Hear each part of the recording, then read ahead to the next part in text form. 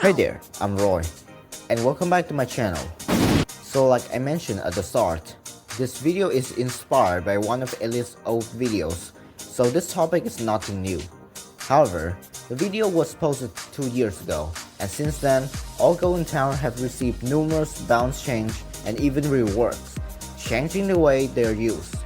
That's why in today's video, we're gonna find out how well can each Golden Tower fare against rework Fallen mod and compare the results to the ones in the past. To do this challenge, I have to bring up some rules. I can only do this on solo, no consumables with one exception, which I will explain later in the video. And obviously, I can only bring one tower to each match. That is the Golden Tower I will be testing. Before we actually get into the game, let's have a look on the strengths and weaknesses of each Golden Tower.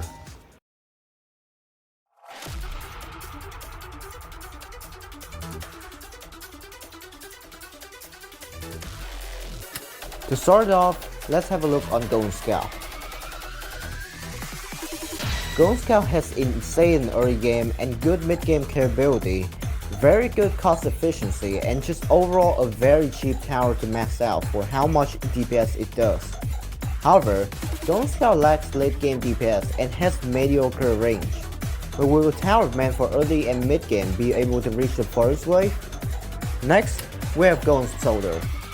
Golden Soldier also does really well in the early and mid game, and can hold up somewhat well in late game thanks to its decent DPS and no maximum limit. It's also reasonably cheap to max out. Similar to Golden Scout, Golden Soldier also lacks late game DPS, although not as much as Scout. Will all of these advantages enable Golden Soldier to surpass Golden Scout? Moving on, we have Golden Pyro.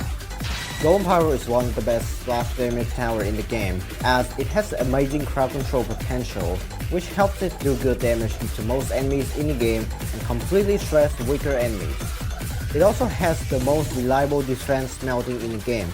The main problem with Golden Pyro is its terrible single target DPS, as this is a tower that's solely focused on crowd control. But can the strengths overwhelm the downside?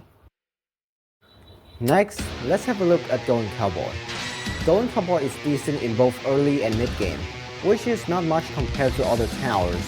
However, Golden Cowboy has a special ability to generate cash extremely fast if used well, which enables the players to max out the tower very quickly.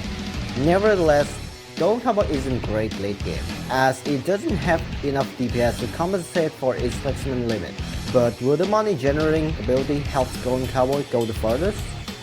Following Golden Cowboy, we have Golden Crook Boss. Golden Crook Boss performs really well in early and mid game, and can still hold up in late game thanks to its high DPS and goons. It's also quite cost effective considering how much of a disruptive force it is. All things aside, Golden Crook Boss can be pretty expensive to max out, as there is a pretty big gap between level 3 and level 4 in terms of cost. The goons can also die pretty easily if they are in bad position or not protected well, which can hurt Golden Crook Boss DPS consistency. But will the strengths of Golden Crook Boss allow it to surpass other Golden Towers? And finally, we have Golden Minigunner. Golden Minigunner is one of the best DPS tower in the game, as its enormous DPS with a reasonable maximum limit helps it destroy enemies really easily. Golden Minigunner is also quite cost effective and has a pretty big range for its power. However, Golden Minigunner is the most expensive Golden Tower to max out, and similar to Golden Crook Boss, the gap between its 3rd and 4th level is quite big. But will the downside hold back the Golden Minigunner from being on top? And that's all I have to say about the competitors in today's video.